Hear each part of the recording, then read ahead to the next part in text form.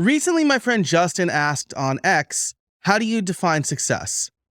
I said if I can answer the question, can I knock off for the day at will to spend time with my family, with yes, I am successful. The world constantly tells us we need to hustle to be successful, but that can't be true. If you're a parent, for example, hustle is not an option. That's why I've brought on Terry Toh. Terry helps business owners successfully run their side business while maintaining a full-time job. But as you can see, much of what he has to say can apply to busy solopreneurs who may have other obligations, like family, volunteering, or other interests outside of work.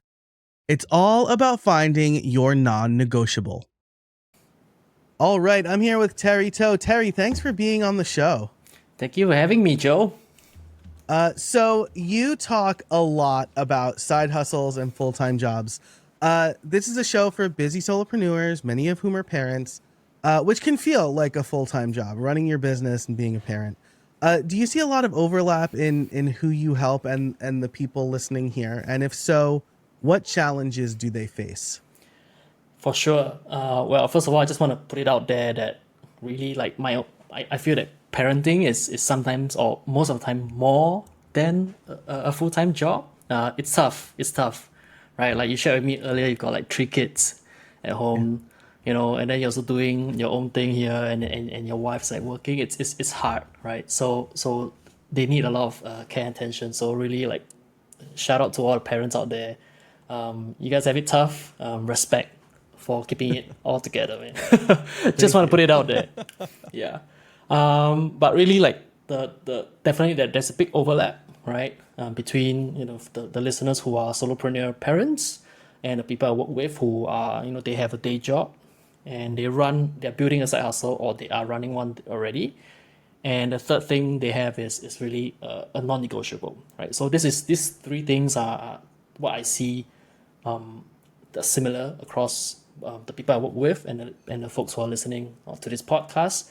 The only difference is really like what is that non-negotiable.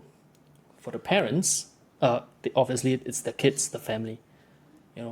That's how usually they prioritize things in their life. That's number one, right? And they just work around it.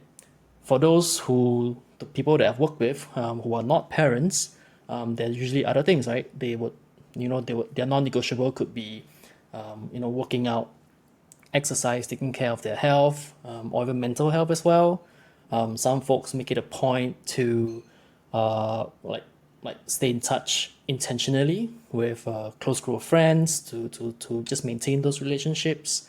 Others maybe prioritize personal growth, so they spend a lot of time reading, watching things on YouTube or listening to podcasts like this to learn something and make themselves into a better person, right? So it's really what is that non-negotiable. And at the end of the day, we all have only 24 hours a day, whether we like it or not. We can't change that, right? And it's just how we prioritize things. It's how we use the time, and spend it on only like really the most important things that matter every day. Yeah, I love that. And I'll share just a couple of non-negotiable does change, right? Before and after kids. Oh, Before 100%. kids, I had a full-time job and my side hustle. I was able to do both because I had no kids. But I remember I went on a vacation and my boss at a former job emailed me my first day of vacation and was like, "Hey Joe, if you have any downtime, can you?" And I honestly don't know what the rest of that email said. I just deleted it. That's obnoxious to do that on my first day. And it was a weird power play, right? And she never brought it up again, right? And then similarly, when my daughter was born, I was at a full-time job. I left 3 months after my daughter was born. And I got paid paternity leave. And one of the project managers put a meeting on my calendar before my paternity leave ended. And I messaged her and I was like, "Hey, I don't exist until April 9th. That was the day I came back. And I was like, I don't. And she's like, but we need. And I'm like, I don't exist. Anything can wait. I'm out. I'm taking care of my kid. And so having those, I didn't lose my job either one of those times, right? Like I had the non-negotiables, and they were fine, right? Like I was clear about those things. And so I think that's really important. So I really love what you say there about like having that non-negotiable. I think that's the thing, right? Like a lot of people that I've worked with before spoke to, the one of the big reasons why they struggle with time management is because they are not clear about what those non-negotiables are. Because they're not clear, they're not aware of what those are. It makes it super difficult for them to draw boundaries, and even beyond that, you have to communicate those boundaries to those that needs to know about those boundaries. So I really like what you did. That you push back in a way, in a polite way, of course, to your co-workers, your boss. You say, I don't exist because I'm on my paternity leave. That's really like you. First of all, you know, family is important at this point in time. Like that's the whole reason you were on paternity leave in the first place, right? Yeah, right. And as a manager, like they've got to respect that, Yeah. right? Yeah. Absolutely. I recall there's a former director that I knew back at work. She had this amazing line. Like I still remember it was my second month in this job, and she said to me, like, Terry, we are not saving babies over here. This is essentially like her that word, like you're not saving babies. It's really like, to me, just makes me feel that awesome. This is a great place to work at because they respect boundaries. They appreciate and they know that we're here. We do our job, we knock off, and then we have a life outside of the office. That is just something that I'm so grateful to have in my day job, and that's also what really gave me a lot more confidence and space to really pursue and work on side hustles outside of my day job. Yeah, I love that. That's so healthy, right? I think like conversely, when I moved to my last job before I went self-employed full time, I went from higher ed, which was like, it's like pretty slow over there, right? It's like they move slowly. It's not high stakes. And then I moved to an agency that did work for mostly Fortune 100 companies. And my boss who hired me, to his credit, he was like, hey, this isn't higher ed, right? Like there are going to be times where you have to work late and work weekends. And like, he laid that out on the table and I said, yeah, I know I'm ready for that. Like I'm going to level up. But, then, when my daughter was born, again, like I realized like, hey, I need to figure out what's most important to me. Do I need to give up the full-time job or do I need to give up my side hustle? Because I will not be able to do all three as well as I want to do them, full-time job, parenting, and side hustle. So ultimately I talked to my wife and I had her support and I left my full-time job. It's like, looking back, it's a little crazy. Like we had a 3-month-old and my wife was about to go on unpaid maternity leave because like she just took the full 6 months that you're allowed to take here in the United States. And I was like, dang, I'm leaving like the only job security, like the only like income security we have.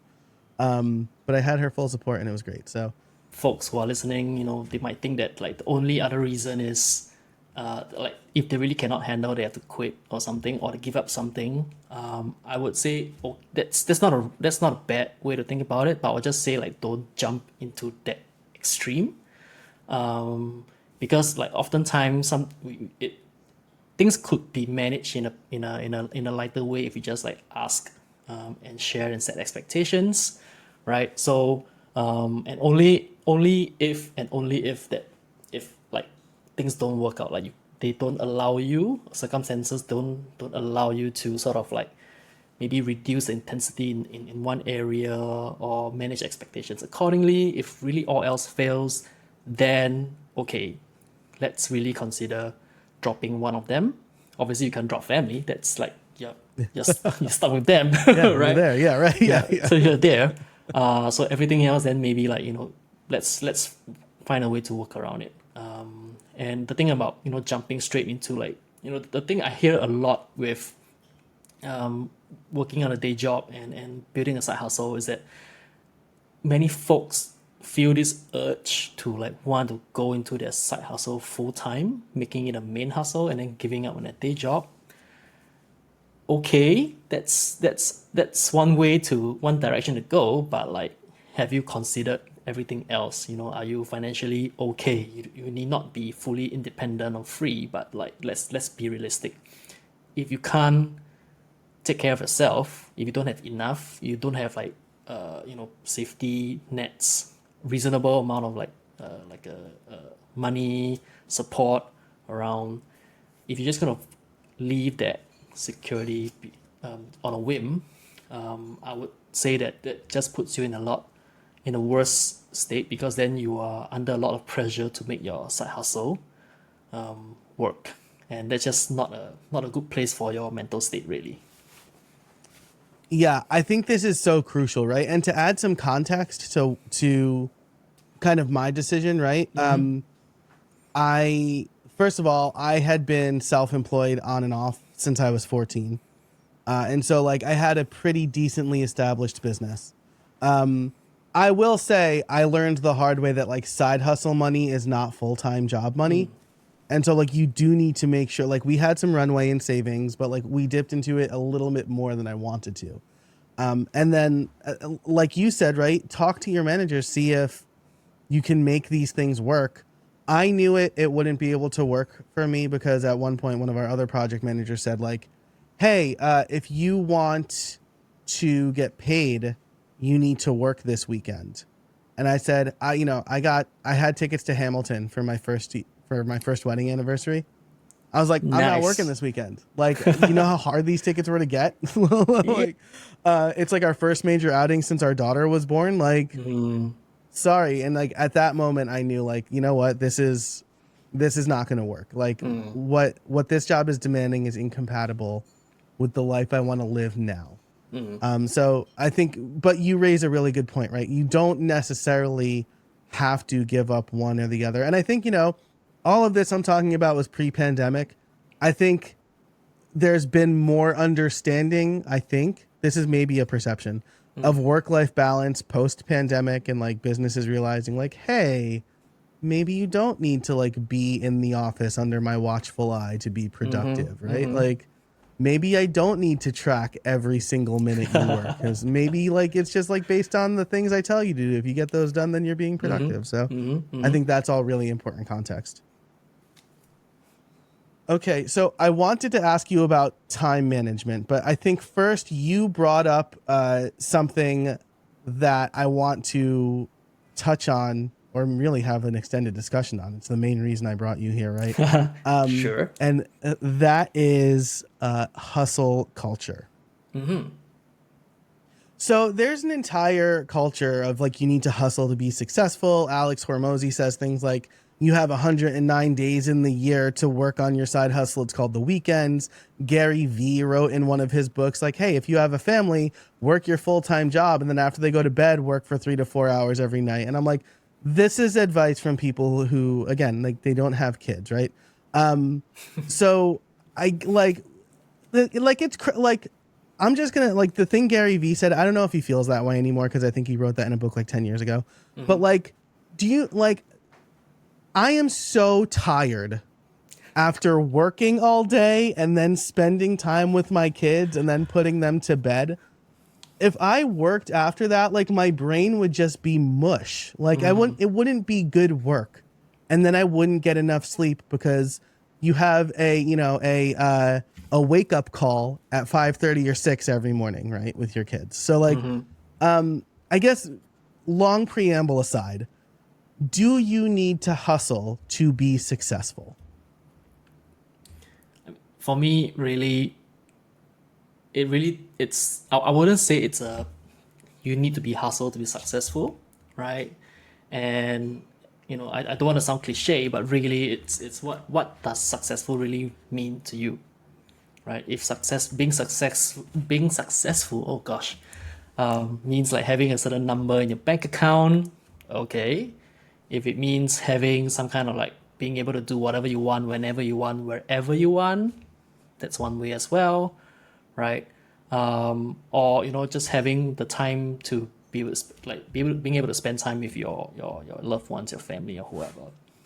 There are many different definitions of successful, and along with that, there are many ways to achieve that success.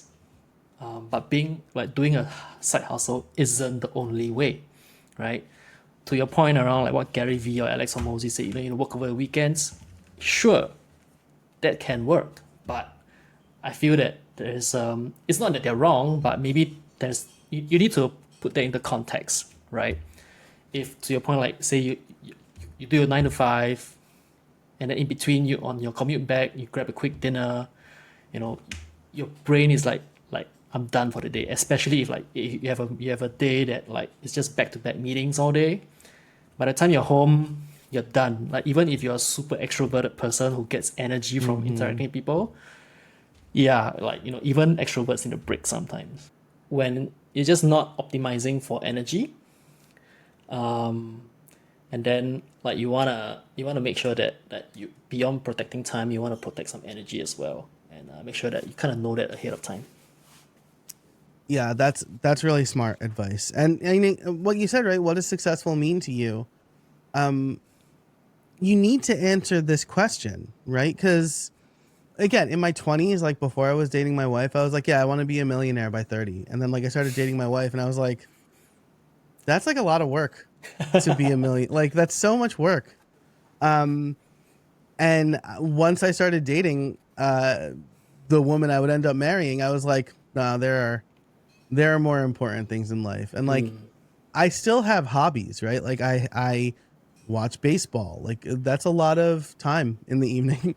I like to build Lego and smoke cigars, right? Like I play the drums. Like when I talk to people and they say, "Oh, my job is my hobby," like that makes me this is a little bit judgy on my part, I guess, but like that makes me a little sad, right? Like the only interest you have is your job. Like I don't think I've ever felt that way. But I guess this leads to a really important question that we need to answer. Like how can we define success for ourselves? I know that this is very subjective, but do you with your, you coach people on this thing, right? I think something we haven't said yet is like you work full-time at Google, and then you have your coaching business on the side, right? Which we're going to talk about in Streamlined Solopreneur Accelerated. You can sign up and get that ad-free over at streamline.fm/join. But you help people work through this stuff. So do you have like a framework or a set of questions to answer? Like how can we define success for ourselves? For sure, right? I think for me, I would say the first step and probably the most important step is something that we talked about earlier today, is really knowing your priority, knowing what your non-negotiables are. And if it's not already obvious to some people, like the word priority, like there's no plural to it, right? It's just one, right? I always hear, especially there's a lot of this in corporate speak, right? Like we gotta know we gotta set up priorities. It's plural, but like if you really think about it, like priorities plural it kind of doesn't make sense. Yeah. I used to say if everything's a priority, nothing. Like I would say Then this to my nothing's a bosses, like, priority. if everything's a priority, nothing's a priority. Yeah, exactly. So we gotta know that what's that one thing, that it's our non-negotiable, right? Sure, and you can sort of just rank things, but at any point in time, you need to know what is the most important thing that matters to you and or the people around you right now, right here, right now. So they really need to dig deep, ask themselves, what do they care about the most? What's gonna happen, or rather, like, what do they care about the most? That's number one. Why is it important to them at this point in time, right? And they could even think a bit deeper and think like, how long is this phase gonna last, right? And I really want to emphasize this thing around phase, because life changes, right? What was important to me 5 years ago, heck, what was important to me 6 months ago, or even last week, might be completely different from what's important to me right now. So we always gotta like check in with ourselves and really ask ourselves what's that most important thing. And I would say just come up with like put together like a list of not too many things, just 3 or 5. I personally don't like to go beyond 3 things, right? Because anything more than 3, really, if you ask yourself, it's just not that important.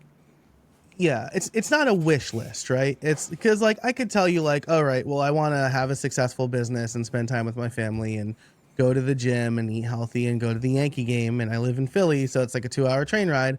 But like those are just things I want, right? My if I'm making my non-negotiables or my priority list, it's like have enough time to work on my business so that I can support my family.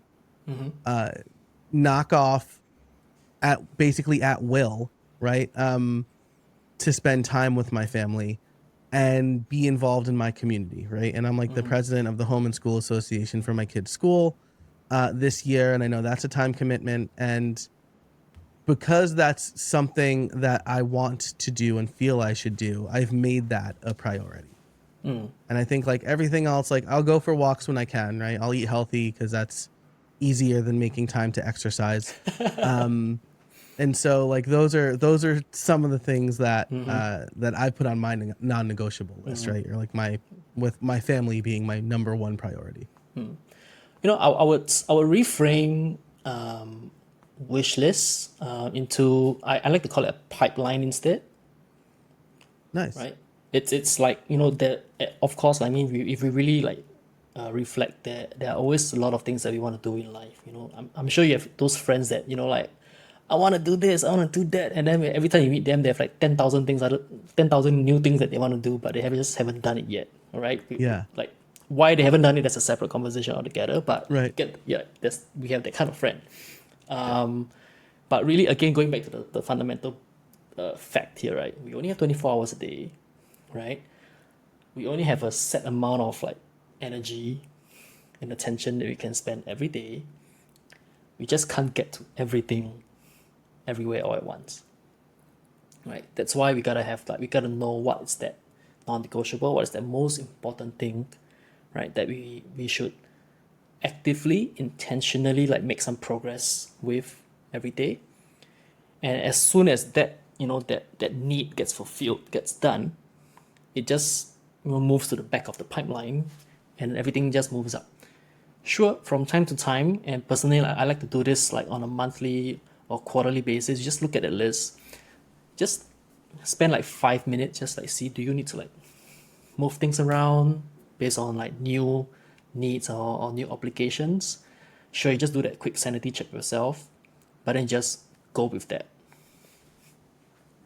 That's great advice, and I think it kind of leads into the next thing that I was going to ask you about, right? And this is a weird question, right? Because like, how do we know when we're doing too much? I think like on face value, you could be like, of course you'll know, but like you don't know until you burn out sometimes, right? Like you just don't realize you say yes to a lot of things and then you feel overwhelmed, and it's almost like a lagging indicator of agreeing to too much, right?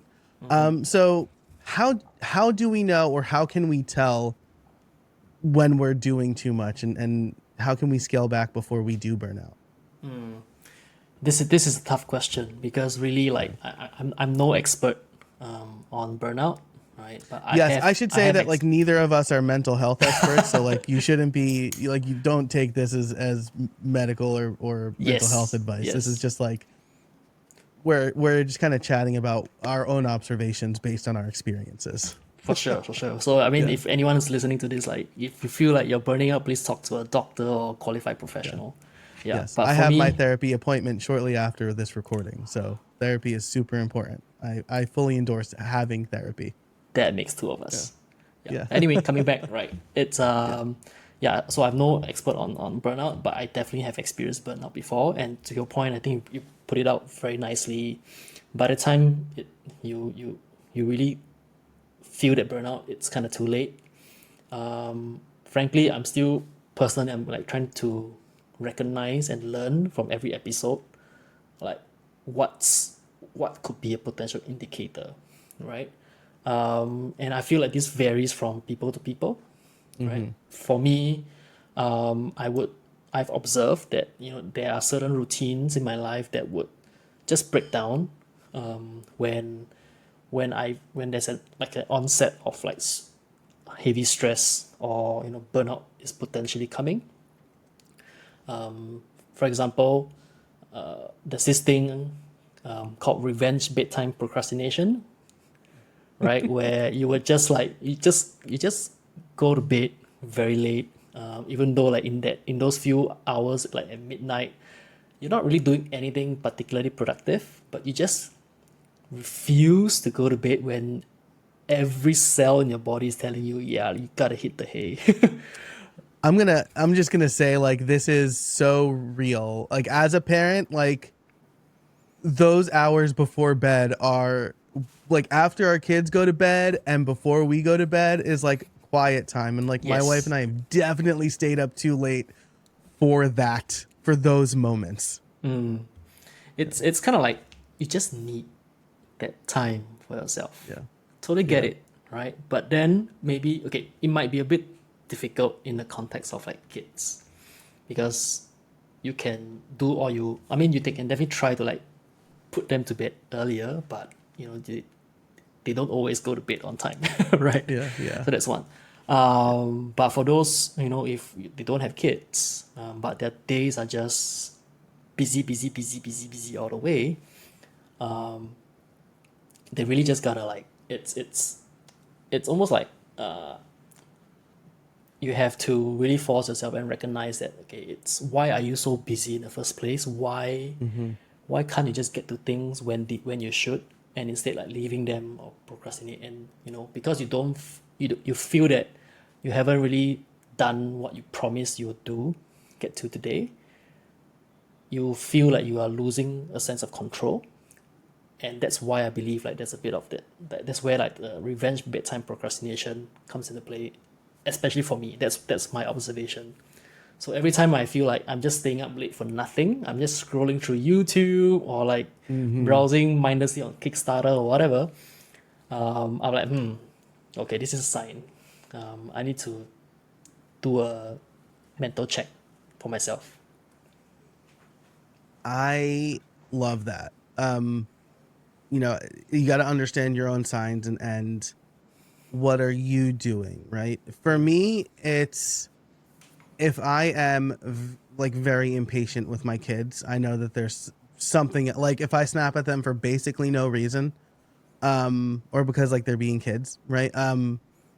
That's when I know like something's bothering me. And like you said, like, if you're doing something in the evening and you're like trying to reclaim your time, I think something parents can and should do is find a babysitter or like tap in a parent. Like, just like my wife and I try to do fortnightly date nights, right? And it doesn't work out all the time because like vacation and travel and summer is chaos, but like we try at least a couple of times a month to go out, just me and her, and like the babysitter or my father-in-law will put them to bed and we can just be out and enjoy ourselves. And like that, then we're not staying up too late because we got that time. So like no matter, you might live far away from parents, but like have a support system so that you can create that margin, because then you'll be a better parent and business owner, and you won't burn out and it won't feel like chaos all the time. 100% I agree with that. Like, it's really knowing what are the tasks that you can like delegate or outsource. I definitely see myself, me and my wife, like when we do have a kid eventually, that is definitely on the table. I do have friends who right now maybe they're still like new parents, and they be like, I don't trust having someone like a stranger to look after my kid. But you gotta start somewhere, right? In my heart, I'm just thinking you have to, sure, you can just like try it out.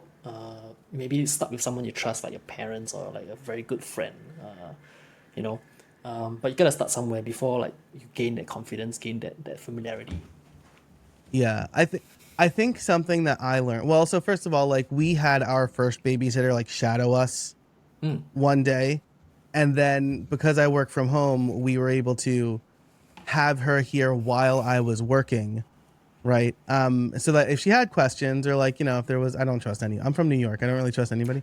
But but I think that's really important. And then something I learned later is like most babies are pretty predictably easy.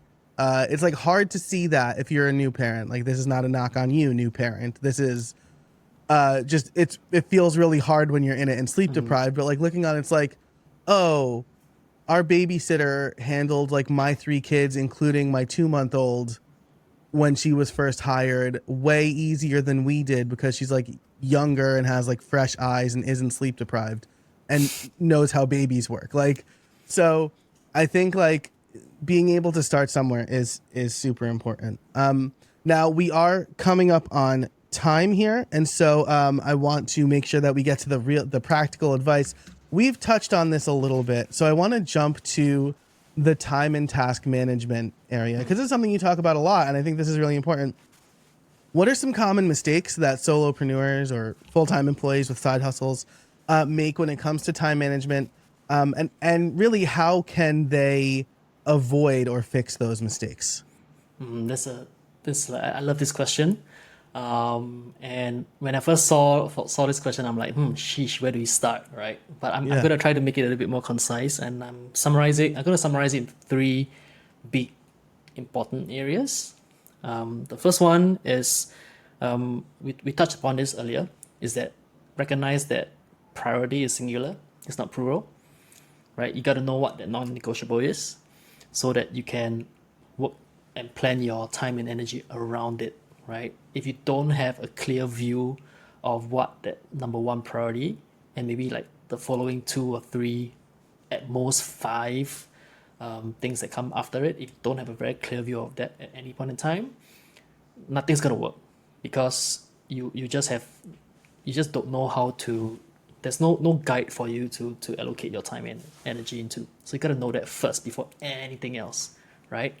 And one easy way to sort of get to that is really just talk to a friend, talk to a trusted friend. A therapist is also a very good person to turn to, right? I personally like to talk to my wife about it, right? Because I recognize and I genuinely believe that she's someone who's like a very logical, very objective person, and she really helps me. Like when I talk to her, she would give me that kind of like perspectives. So talking to somebody really helps. But so that's one easy way to go about it. Another way, a supplementary to that is really just putting things down. There is, I think, an episode on Friends where I can't remember which one was it, and they had to make a list like pros and cons. Oh yes, I'm a Friends connoisseur, so I can tell you like this was when Ross was trying to figure out if he should date Rachel or Julie, right? Is this the episode you're talking about? Yes. Like definitely not advocating for like being wishy-washy relationships, but the whole point of it, putting on a list. Ross was in a tough spot, right? He was like he loved Rachel for years, right?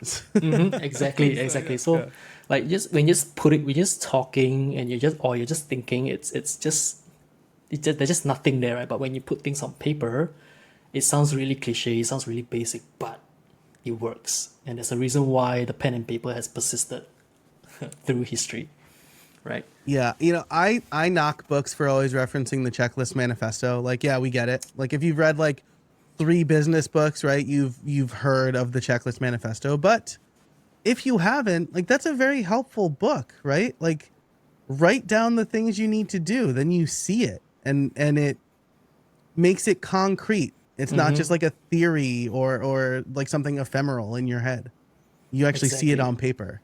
Yeah, that like just seeing it just changes you, and that's also why I like to advocate for talking to people, right? Because it's one thing to think about it in your head, but when you're actually verbalizing out, and then you kind of like hearing yourself, it just gives you a different perspective. So like that's really the first thing about how to come up with like the list of priority in your life.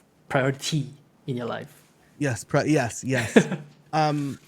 Again, another thing I love there, right? When I was a programmer, is sure enough, like I would be running into a problem and I would go talk to a coworker or a friend like asking them like what they think, like I need help on this, and then talking through the problem, I would solve the problem. Like just like hearing, like again, hearing it out loud, like makes it real and concrete. Okay, so we are just about at time. Like I said, if you want more, if you're enjoying this conversation, Terry and I are going to talk about like what it's like working at Google and running a side hustle in the Pro Show or the Accelerated Show, I guess it's called now. So you can sign up over at streamlined.fm/join. You'll get ad-free extended versions of every episode. But I want to end here because we haven't really, you touched on it a little bit, but something I talk about with my podcast coaching clients is like automation and delegation. How much can automation and delegation help in this? Is the juice worth the squeeze? So much, so much, especially for a solopreneur. Really, because like as a solopreneur, you're really wearing multiple hats. You're doing everything on your own for your business, right? So it does help when you can, just invest a bit of time to set up, whatever automation that you can set up. I really feel that tools like Zapier, Make, these kind of tools that help you link across programs, does wonders for like especially if you're running an online business. Even if it's like an offline, almost like service-based business, there are still opportunities to automate, right? All the way from like collecting leads, sign-ups, sending them onboarding material, giving them a calendar to book a time. Everything can be automated in just like a snap. That just saves so much time so that you can really spend the time freed up on really delivering what's really the most important for your clients. Like, so in your case, it's like, coaching, people, that's what they pay you money for. Right, and that's what brings you joy when you can, help other people set up really successful podcasts. That's the most you gotta focus your time on the things that really matter most to you and your business. Yeah, that's great. It's a great place to end it. Terry, if people want to learn more about you, where can they go? I am available on all social media platforms, mostly Twitter and LinkedIn at Talk to Terry Toh. That's Talk TALKTOTERRYCO. It's only CO because I couldn't get the .com domain. So there you have it. Yeah. I know that pain. Awesome. I will link to all of that and everything we talked about over in the show notes, which you can find in wherever you're listening to, or you can go to streamlined.fm/434. You'll find all the links. You'll also find a way to join Streamlined Solopreneur Accelerated. Terry, thanks so much for joining us today. I really appreciate it. Thank you. I had a really fun conversation. Thank you for listening. Thanks to our sponsors. And until next time, I'll see you out there.